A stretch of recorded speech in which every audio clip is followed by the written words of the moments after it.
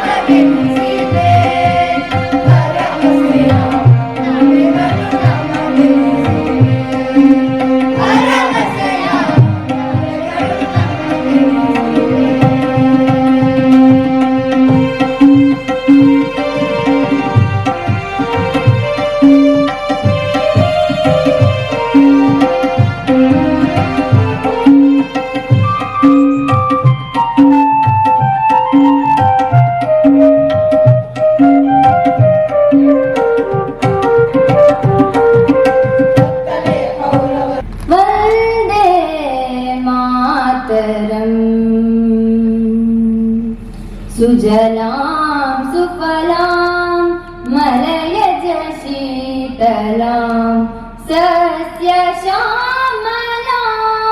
मातरं वन्दे मातरम्। शुभ्रज्योत्स्ना पुलकितयामिनी पुल्लकुसुमिता द्रुमदलशोभिनी।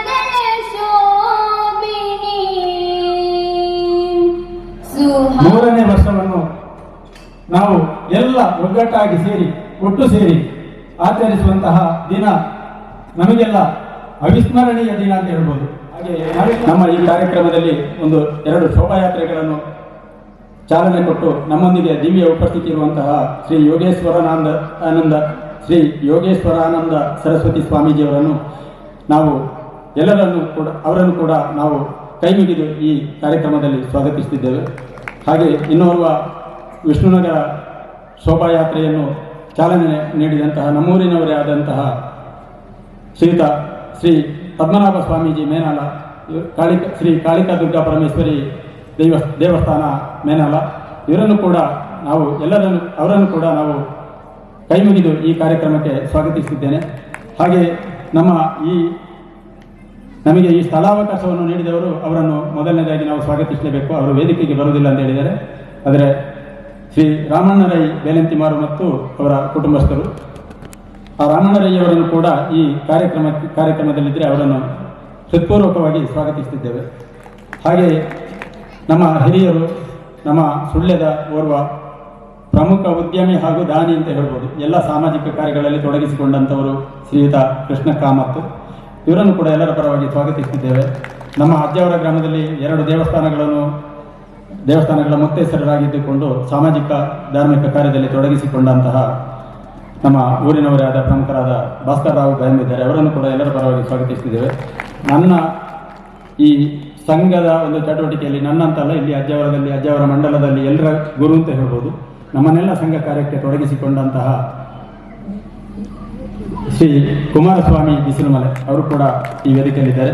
ಅವರನ್ನು ಕೂಡ ಬಹಳಷ್ಟು ತುರ್ತು ಪರಿಸ್ಥಿತಿಯ ಸಂದರ್ಭದಲ್ಲಿ ಕೂಡ ಬಹಳಷ್ಟು ಹೋರಾಟ ಮಾಡಿದಂಥವರು, ಅವರನ್ನು ಕೂಡ ನಾವು ಈ ಸಂದರ್ಭದಲ್ಲಿ ಸ್ವಾಗತಿಸುತ್ತಿದ್ದೇವೆ. ಹಾಗೆ ನಮ್ಮ ಶೇಷಪ್ಪ ಪಲ್ಲತಕ್ಕ ಆಧ್ಯಾತ್ಮಿಕ ಚಟುವಟಿಕೆಯಲ್ಲಿ ತೊಡಗಿಸಿಕೊಂಡವರು, ಹಾಗೆ ಸಂಘದ ಕಾರ್ಯಕರ್ತರು ಕೂಡ, ಅವರನ್ನು ಕೂಡ ನಾವು ಸ್ವಾಗತಿಸುತ್ತಿದ್ದೇವೆ. ಹಾಗೆ ಸೋಮನಾಥ ಮುಳ್ಳೆಕಜೆಯವರು ಕೂಡ ನಮ್ಮೊಂದಿಗೆ ಉಪಸ್ಥಿತರಿದ್ದಾರೆ. ಅವರನ್ನು ಕೂಡ ಪ್ರೀತಿಯಿಂದ ಈ ಕಾರ್ಯಕ್ರಮಕ್ಕೆ ಸ್ವಾಗತಿಸುತ್ತಿದ್ದೇವೆ. ಹಾಗೆ ಶ್ರೀಯುತ ಮುದ್ದಪ್ಪಗೌಡ ಕರ್ಲಪ್ಪಾಡಿ ಅವರು ವೇದಿಕೆಗೆ ಬರುವುದಿಲ್ಲ ಅಂತ ಹೇಳಿದ್ದಾರೆ, ಇಲ್ಲೇ ಇದ್ದಾರೆ ಕಾರ್ಯಕ್ರಮದಲ್ಲಿ. ಅಂದರೆ ಅವರಿಗೆ ಸ್ವಲ್ಪ ಅನಾರೋಗ್ಯದ ನಿಮಿತ್ತ ಅವರು ವೇದಿಕೆಗೆ ಬಂದು ನಾನು ಕೂತುಕೊಳ್ಳುವುದಿಲ್ಲ ಅಂತ ಹೇಳಿದ್ದಾರೆ. ಅವರನ್ನು ಕೂಡ ಎಲ್ಲರ ಪರವಾಗಿ ಪ್ರೀತಿಯಿಂದ ಸ್ವಾಗತಿಸುತ್ತಿದ್ದೇವೆ. ಹಿಂದೂ ಸಂಗಮ ಅಂತ ಹೇಳಿದರೆ ಒಬ್ಬರ ಇಬ್ಬರ ಕಾರ್ಯ ಅಲ್ಲ, ಇದು ಎಲ್ಲ ಮನೆಗಳನ್ನು, ಎಲ್ಲ ಜನರನ್ನು ಮುಟ್ಟುವಂತಹ ಈ ಕಾರ್ಯಕ್ರಮವನ್ನು ಒಂದು ವ್ಯವಸ್ಥೆ ಮಾಡುವ ಸಂದರ್ಭದಲ್ಲಿ ಇರ್ಬೋದು, ಎಲ್ಲರನ್ನು ಸಂಪರ್ಕಿಸುವ ಸಂದರ್ಭದಲ್ಲಿ ಇರ್ಬೋದು, ಬಹಳಷ್ಟು ಕಾರ್ಯಕರ್ತರು ಬಹಳಷ್ಟು ಪರಿಶ್ರಮ ಪಟ್ಟಿದ್ದಾರೆ. ಈ ಪರಿಶ್ರಮ ಪಟ್ಟು ಇದೀಗ ಇಲ್ಲಿ ಉಪಸ್ಥಿತಿಯಲ್ಲಿರುವಂತಹ ಎಲ್ಲ ಕಾರ್ಯಕರ್ತ ಬಂಧುಗಳನ್ನು ಹಾಗೂ ಪ್ರೀತಿಯ ಕರೆಯೊಳಗೆ ಹೋಗೊಟ್ಟು ಆಗಮಿಸಿದಂಥ ಎಲ್ಲ ವರ್ಗದವರು ಕೂಡ ನಾವು ಇಲ್ಲಿ ಬಂದು ಸೇರಿದ್ದೇವೆ. ಇದರಲ್ಲಿ ಯಾವುದೇ ನಮ್ಮಲ್ಲಿ ಭೇದ ಭಾವ ಇಲ್ಲ, ನಾವೆಲ್ಲ ಒಂದು, ನಾವೆಲ್ಲ ಹಿಂದೂ. ಹಾಗಾಗಿ ಸೇರಿರುವಂತಹ ಎಲ್ಲ ಬಂಧು ಭಗಿನಿಯರನ್ನು ಕೂಡ ಈ ಸಂದರ್ಭದಲ್ಲಿ ಹೃತ್ಪೂರ್ವಕವಾಗಿ ಸ್ವಾಗತಿಸುತ್ತಿದ್ದೇವೆ.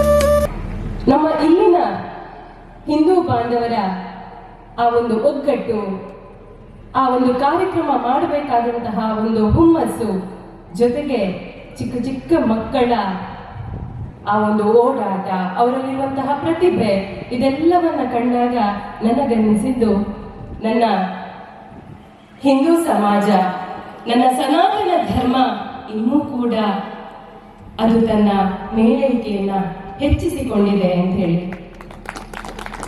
ಅದಕ್ಕೆ ಅಭೂತಪೂರ್ವವಾದ ಸಾಕ್ಷಿಯಾಗಿ ನಾವು ಅಲ್ಲಿ ಭಗವದ್ಗೀತೆಯ ಪಠಣವನ್ನ ಕೇಳಿದ್ದೇವೆ. ಜೊತೆಗೆ ಪ್ರಪ್ರಥಮ ಬಾರಿಗೆ ಯೋಗವನ್ನ ಪರಿಚಯಿಸಿದಂತಹ ರಾಷ್ಟ್ರ ಯಾವುದು ಅಂತ ಕೇಳಿದ್ರೆ ಅದು ಈ ನಮ್ಮ ಭಾರತ. ಆ ಯೋಗವನ್ನು ಪ್ರದರ್ಶನ ಮಾಡಿದಂತಹ ಆ ಮಕ್ಕಳ ಆ ಚಟುವಟಿಕೆ ಇದೆಯಲ್ಲ, ಅದೆಲ್ಲವನ್ನ ಕಂಡಾಗ ನನಗನ್ನಿಸಿದ್ದು ಇದು ನನ್ನ ದೇಶ, ಇದು ನನ್ನ ಹಿಂದೂ ಧರ್ಮ, ಇದು ನನ್ನ ಸನಾತನ ಧರ್ಮ ಅಂತ. ಒಂದಷ್ಟು ಮಾತೆಯರು ನಮ್ಮ ದೇಶದ ಸಂಸ್ಕೃತಿಯನ್ನ ಪ್ರತಿಬಿಂಬಿಸುವಲ್ಲಿ ಪಾಪ ಅವರು ಮಧ್ಯಾಹ್ನದಿಂದಲೇ ಇದಕ್ಕೆ ತಯಾರಿ ನಡೆಸಿರಬಹುದು. ಆ ಬಿಸಿಲಲ್ಲಿ ಜೊತೆಗೆ ಒಂದಷ್ಟು ಅಣ್ಣಂದಿರು ಇದ್ದಾರೆ, ತಮ್ಮಂದಿರಿದ್ದಾರೆ, ಅವರೆಲ್ಲರೂ ಕೂಡ ಇದಕ್ಕೆ ತುಂಬಾ ಪರಿಶ್ರಮವನ್ನ ಪಟ್ಟಿರಬಹುದು. ಅದೆಲ್ಲವನ್ನು ಮಾಡಬೇಕು ಅಂತ ಹೇಳಿದ್ರೆ ನಮ್ಮ ಮುಂದಿನ ಜನಾಂಗಕ್ಕೆ ನಾವು ಏನ್ ಸಂದೇಶವನ್ನ ಸಾರ್ತಾ ಇದ್ದೇವೆ ಅಂತ ಹೇಳಿದ್ರೆ ಇದರ ಮೂಲಕ ನಾವಿವತ್ತು ಹಿಂದೂ ಸಂಗಮದ ಮೂಲಕ ನಾವು ಒಟ್ಟಾಗಬೇಕು ಅಂತ ಇಲ್ಲ. ನಮ್ಮ ಮನಸ್ಸಿನಲ್ಲಿ ಇರಬೇಕಾದಂತಹ ನಮ್ಮಲ್ಲಿರುವಂತಹ ದೇಶಭಕ್ತಿ, ನಮ್ಮಲ್ಲಿರುವಂತಹ ರಾಷ್ಟ್ರೀಯತೆ, ಇದನ್ನ ನಮ್ಮ ಸಂಗಮವನ್ನ ಮಾಡಲಿಕ್ಕೆ ಪ್ರೋತ್ಸಾಹಿಸಿದೆ. ಇವತ್ತು ನಾನು ಸಂಘದ ಶತಾಬ್ದಿ ವರ್ಷದಲ್ಲಿ ನಾವಿದ್ದೇವೆ. ಹಿಂದೂ ಸಂಗಮವನ್ನ ಆಗ್ಲೇ ಸುಬೋಜಿ ಅವರು ಹೇಳಿದ್ರು. ಹೆಚ್ಚಿನ ಅಂಶ ಡಾಕ್ಟರ್ ಜಿ ಅವರಿಗೆ ಗೊತ್ತಿರ್ಲಿಕ್ಕಿಲ್ಲ ಇಷ್ಟೊಂದು ಸಂಭ್ರಮದಲ್ಲಿ ಈ 100ನೇ ವರ್ಷವನ್ನ ನನ್ನ ಜನರು ಅದನ್ನು ಆಚರಿಸ್ತಾರೆ ಅಂತೇಳಿ. ಆದರೆ ಬಹಳ ಅಭೂತಪೂರ್ವವಾಗಿ ಈ ಒಂದು ಕಾರ್ಯಕ್ರಮವನ್ನ ಆಯೋಜಿಸಿದ್ದಾರೆ. ಅದೇ ಕಾರ್ಯಕ್ರಮವನ್ನ ಆಯೋಜಿಸಿದ್ದಕ್ಕೆ ಪಟ್ಟಂತಹ ಶ್ರಮವನ್ನ ನಾವು ಗಮನಿಸಬೇಕು. ಯಾಕೆ ಅಂತ ಹೇಳಿದ್ರೆ ಇದು ಒಂದು ದಿನದ ಶ್ರಮ ಅಲ್ಲ, ಇದರ ಹಿಂದೆ ಅದೆಷ್ಟೋ ದಿನಗಳ ಶ್ರಮ ಇರಬಹುದು. ಇರಬಹುದು ಅಲ್ಲ, ಇದೆ. ಇಲ್ಲಿ ನನ್ನ ಧರ್ಮದ ಬಗ್ಗೆ ನಾನು ಮಾತನಾಡಬೇಕಾದ್ರೆ ಯಾಕೆ ನನಗೆ ಈ ನನ್ನ ಧರ್ಮದ ಬಗ್ಗೆ ಇಷ್ಟೊಂದು ಪ್ರೀತಿ, ಇಷ್ಟೊಂದು ನಂಬಿಕೆ ಯಾಕೆ ಅಂತ ಹೇಳಿದ್ರೆ ನನ್ನ ಧರ್ಮ ಅಚಲವಾಗಿ ನಿಂತಹ ಧರ್ಮ. ನಮ್ಮ ದೇಶಕ್ಕೆ ಇಷ್ಟೊಂದು ವಿದೇಶಿಗರ ದಾಳಿಯಾದರೂ ಕೂಡ ಅದು ಅಚಲವಾಗಿ ನಿಂತಹ ಧರ್ಮ, ಅದೇ ಸನಾತನ ಧರ್ಮ. ಹಾಗಾಗಿ ಧರ್ಮ ಅಂದ್ರೆ ಏನು? ಧರ್ಮ ಅಂತ ಹೇಳಿ ನಾವು ಏನನ್ನು ಕಲಿತೇವೆ? ಧರ್ಮ ಅಂತ ಹೇಳಿದ್ರೆ ಯಾವುದನ್ನ ಧರಿಸಿದೆಯೋ, ಯಾವುದನ್ನ ಹೊತ್ತಿದೆಯೋ ಅದು ಧರ್ಮ ಅಂತ ಕರೆದುಕೊಳ್ತದೆ. ಹಾಗಾದ್ರೆ ಸನಾತನ ಅಂದ್ರೆ ಏನು? ನಮಗೆ ಆ ಪ್ರಶ್ನೆ ಮೂಡಬಹುದು. ಸನಾತನ ಧರ್ಮ ಅಂತ ಹೇಳ್ತಾರೆ ಎಲ್ಲರೂ, ಹಾಗಾದ್ರೆ ಸನಾತನ ಅಂದ್ರೆ ಏನು ಅಂತ. ಸನಾತನ ಅಂತ ಹೇಳಿದ್ರೆ ಒಳ್ಳೆಯ ವಿಚಾರಗಳನ್ನು, ಅಂದ್ರೆ ಒಳ್ಳೆಯ ಕ್ವಾಲಿಟಿ ಇರುವಂತಹ ವಿಚಾರಗಳನ್ನು ಯಾವುದು ಹೊತ್ತಿದೆಯೋ ಅದು ಸನಾತನ ಧರ್ಮ. ಹಾಗಾಗಿ ನನ್ನ ಸನಾತನ ಧರ್ಮ ಇನ್ನೂ ಅಚಲವಾಗಿ ನಿಂತಿದೆ ಅಂತ ಹೇಳಿ. ಮಾನವ ಕುಲ ಆರಂಭ ಆಗಬೇಕಾದ್ರೆ ನನ್ನ ಈ ಸನಾತನ ಧರ್ಮ ಬೆಳೀತಾ ಬಂತು. ಅಥವಾ ಅದರ ಬೆಳವಣಿಗೆ ಎಲ್ಲಿಂದ ಆರಂಭ ಆಯಿತು ಅಂತ ಹೇಳಿದ್ರೆ ಮಾನವ ಕುಲ ಯಾವಾಗ ಆರಂಭ ಆಯಿತೋ ಆಗ ಈ ಸನಾತನ ಧರ್ಮ ಉದಯಿಸಿತು ಅಂತ ಹೇಳ್ಬೋದು.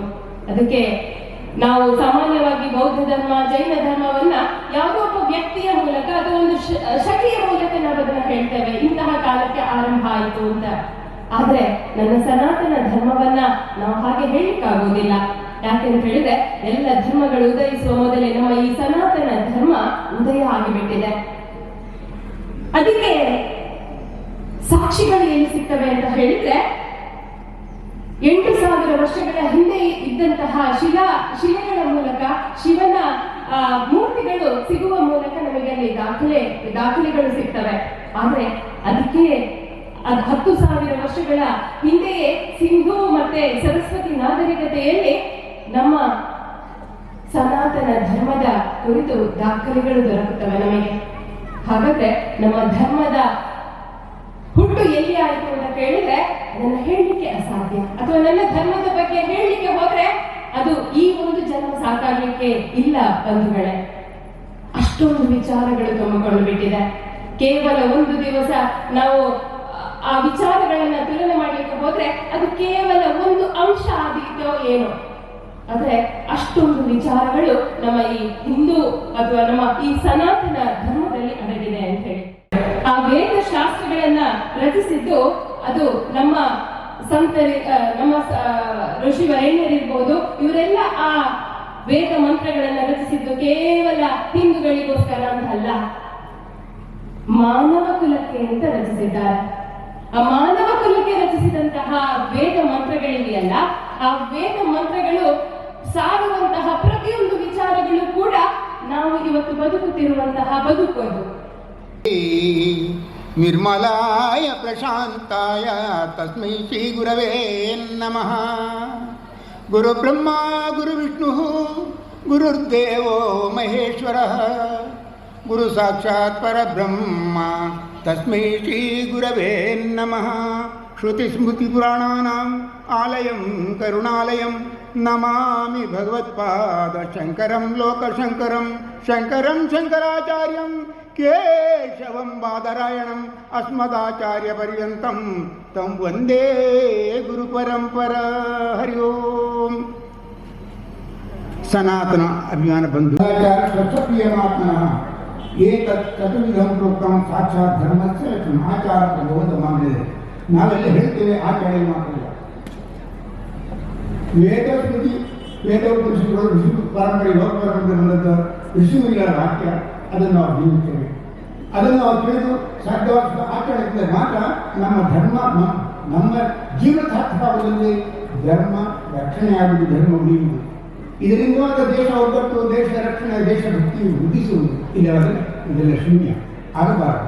ಇದನ್ನು ನಾವು ಅನುಸರಿಸಿಕೊಂಡು ಬಂದರೆ ನಮ್ಮಲ್ಲಿ ನಾವು ಜಗತ್ತಿಗೆ ಗುರು ಆಗಲು ಸಾಧ್ಯವಿದೆ. ಇಲ್ಲಂದರೆ ನಾವು ಜಗತ್ತಿಗೆ ಹುಟ್ಟಿ ಬಂದರೆ ಸೆಗಡಿಯಲ್ಲಿ ಹುಳ ಹುಟ್ಟಿ ಸತ್ತಂತೆ ಎಂಬಂತೆ ಅರ್ಥವಾಗುವುದು. ಆತ್ಮೀಯರೇ, ನಮ್ಮಲ್ಲಿ ಸಾಕಷ್ಟು ಕುಟುಂಬ ಕುಟುಂಬಗಳಿವೆ, ಸಾಕಷ್ಟು ಆರಾಧನ ಕೇಂದ್ರಗಳಿವೆ. ಇವೇನು ಮಾಡ್ತೇವೆ ಹೇಳಿದ್ರೆ ನಾನು ವಿಚಾರಪಡಿಸ್ತೇನೆ. ಭಾರತ ಮಹಾಭಾರತ ಇದು ಭಾರತ, ಮನೆ ಮನೆಯಲ್ಲಿ ಭಾರತ, ಮನ ಮನದಲ್ಲೂ ಭಾರತ, ಭಾರತ ಇದು ಭಾರತ, ಜನ ಜನಗಳಲ್ಲೂ ಭಾರತ, ದೇಶದಲ್ಲೂ ಭಾರತ, ರಾಜ್ಯದಲ್ಲಿ ಭಾರತ, ಭಾರತ ಇದು ಭಾರತ ಆಗಬಾರದು. ಇದು ಭಾರತ ಜ್ಞಾನದಲ್ಲಿ ರಥ, ಜ್ಞಾನದಲ್ಲಿ ಪ್ರೇಮಗಳ ನಿಷ್ಠುರದ ಋಷಿವರಿಗೆ ಪಕ್ಷವಾದಂತಾಗಿದ್ದು ದೇಶವಾಗಬೇಕು. ಅದು ನಿಮ್ಮ ಆರೋಗ್ಯ ಕೇಂದ್ರದಿಂದ ಸಾಕಷ್ಟು ಗಣ್ಯರು ಉದಾತ್ತ ಆಡಳಿತರು ಏನು ಮಾಡ್ತಾರೆ, ಸಂಸ್ಕಾರ ಕೇಂದ್ರಗಳನ್ನು ಮಾಡದೆ ಸಂಸ್ಕಾರ ಸಂಸ್ಕೃತಿಯನ್ನು ಪಡೆದೇ ಮಹಿಳೆಯರು ಮುಖ್ಯವಾಗಿ ನಾನು ಹಾಕುತ್ತೇನೆ. ಯಾಕಂದರೆ ಮಕ್ಕಳಿಗೆ ಮತ್ತು ಮಹಿಳೆಯರಿಗೆ ಧರ್ಮ ಸಂಸ್ಕಾರವನ್ನು ಅವರ ಆಡಳಿತ ಕೇಂದ್ರದಲ್ಲಿ ಸ್ವಲ್ಪ ಮುಖ್ಯ ತಿಳಿಸಲಿದ್ರೆ ಧರ್ಮ ಸಂಸ್ಕಾರ ಮನೆಯಲ್ಲಿ ಹುಟ್ಟುತ್ತದೆ, ಮನಸ್ಸಿಗೆ ಹುಟ್ಟುತ್ತದೆ, ಮನೆಯಲ್ಲಿ ಹುಟ್ಟುತ್ತದೆ, ಜಗತ್ತಿಗೆ ಉಂಟಾಗುತ್ತದೆ. ಇದು ಮನೆಗೆ ಸ್ವಲ್ಪ ಪಡೆಯಿಂದ ಬರುವಂಥದ್ದಲ್ಲ. ನಮ್ಮನ್ನು ಉದ್ದೇಶದ ಮುಕ್ತಿದರು, ನೆಕ್ಕಿದರು, ದೋಚಿದರು, ನಿವಾರಣೆ ಮಾಡಿ ದಾಸನೆ ಮಾಡಿದ್ರು ಆಗಬಾರದು.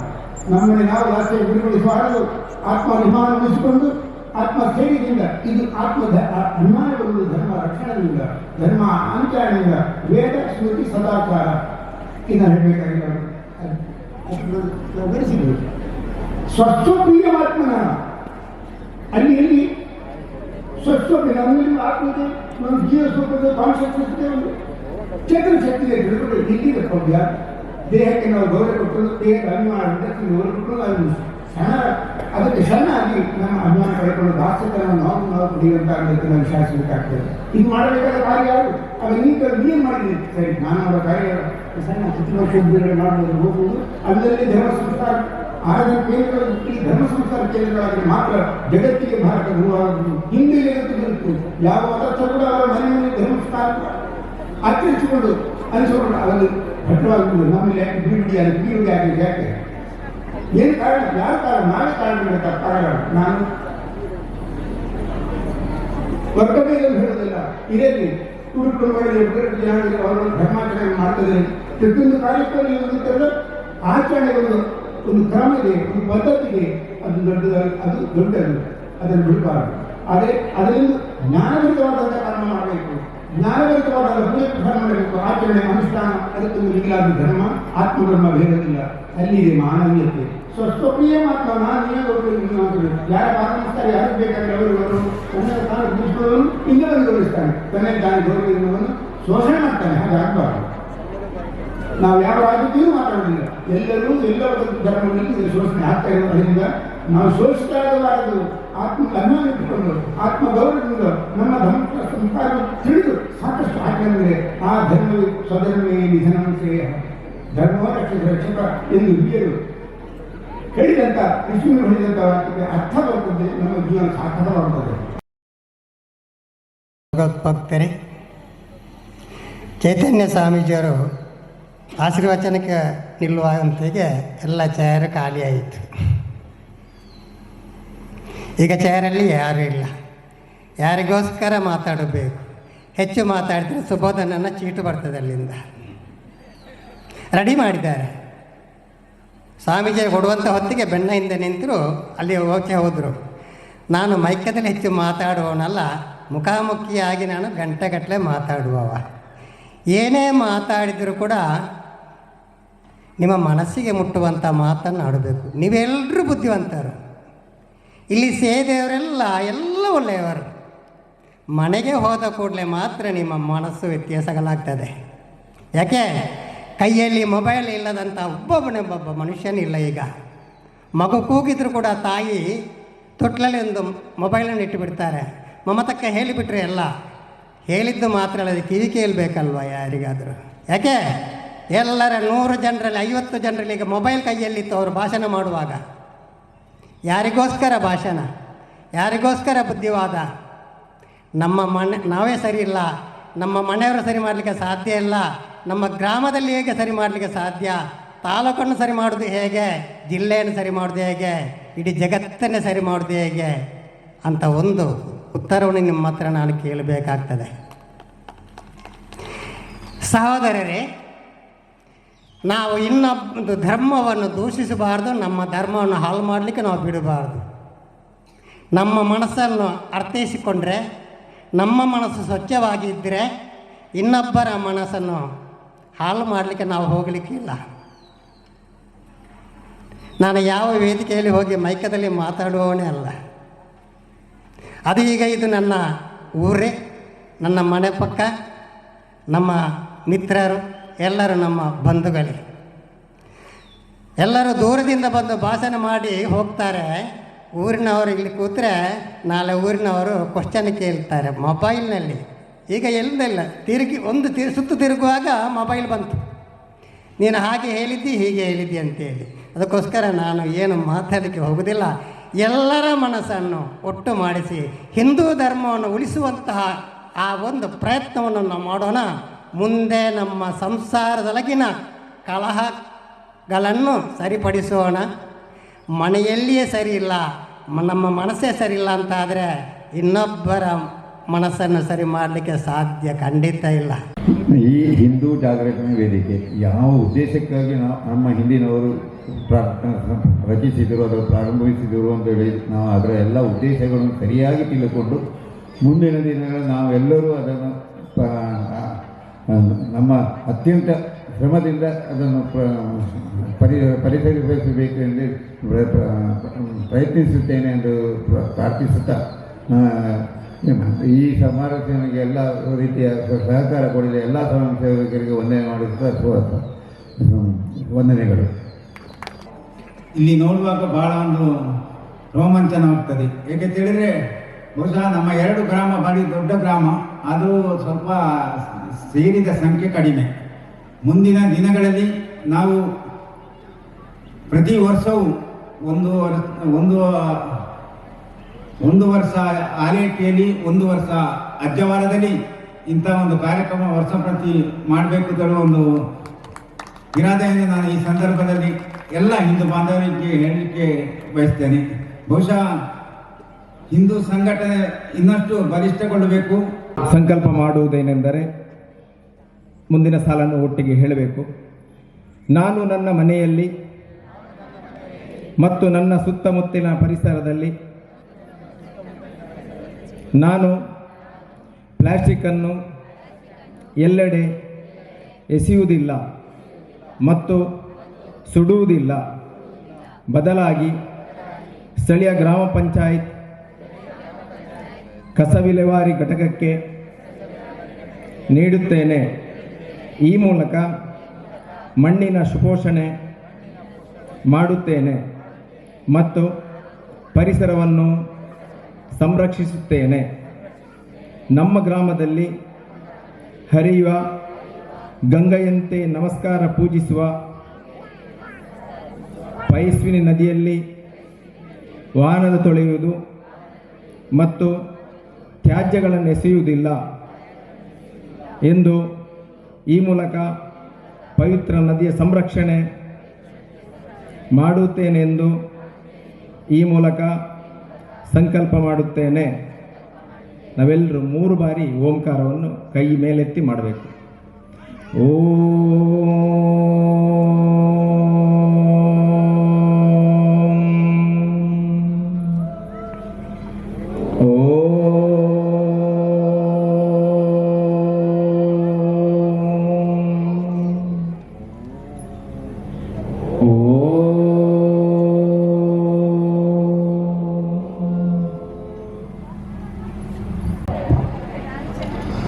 नमस्ते सदा वसले मातृभूमे द्वया हिंदू भूमे सुखम वर्धितोहम. ಜನವರಿ 25, 2025 ರಂದು ಉತ್ತರ ಪ್ರದೇಶದ ಪ್ರಯಾಗ್ರಾಜ್ನಲ್ಲಿ ಹಿಂದೂ ಮಹಾಸಂಗಮ ನಡೆಯಿತು. ಜನವರಿ 25, 2026 ಮೇನಾಳದ ಬೆಳಂತಿ ಮಾರುಗದ್ದೆಯಲ್ಲಿ ಹಿಂದೂ ಮಹಾಸಂಗಮ ನಡೆಯಿತು. 2027 ರಂದು ಎಲ್ಲಿ ನಡೀತದೆ ಎಂದು ಸೇರಿರ್ತಕ್ಕಂಥ ಎಲ್ಲ ಹಿಂದೂ ಬಾಂಧವರು ಮನಸ್ಸು ಮಾಡಿದ್ರೆ ಖಂಡಿತವಾಗೂ ಸುಳ್ಯ ತಾಲೂಕಲ್ಲಿ ಎಲ್ಲಿಯ ನಮ್ಮ ಗ್ರಾಮದಲ್ಲಿ ಎಲ್ಲಾದ್ರೂ ಇನ್ನೊಂದು ಸಲ ಸೇರಿ ಹಿಂದೂ ನಾವೆಲ್ಲ ಒಂದು ಎಂಬ ಮಾತಿಗೆ ಅರ್ಥಪೂರ್ಣವಾಗಿ ನಾವು ಸೇರಿ ಒಂದು ಬಲಿಷ್ಠವಾದಂತಹ ಹಿಂದೂ ಸಂಘಟನೆಯನ್ನು ಕಟ್ಟೋಣ. ಹಿಂದೂ ಸಂಗಮ ಅಜ್ಜಾವರ ಮಂಡಲ, ಆಲೇಟಿ ಮತ್ತು ಅಜ್ಜಾವರ ಗ್ರಾಮ ಹಿಂದೂ ಬಾಂಧವರು ಸೇರಿಕೊಂಡು ಇಂಥ ಒಂದು ಮಹತ್ ಕಾರ್ಯವನ್ನು, ಇಂಥ ಒಂದು ಅರ್ಥಪೂರ್ಣವಾದಂಥ ಒಂದು ಕಾರ್ಯಕ್ರಮವನ್ನು ಆಯೋಜಿಸಿದ್ದಾರೆ. ಈ ಕಾರ್ಯಕ್ರಮದ ಕೊನೆಯ ಘಟ್ಟ ಧನ್ಯವಾದ ಸಮರ್ಪಣೆ.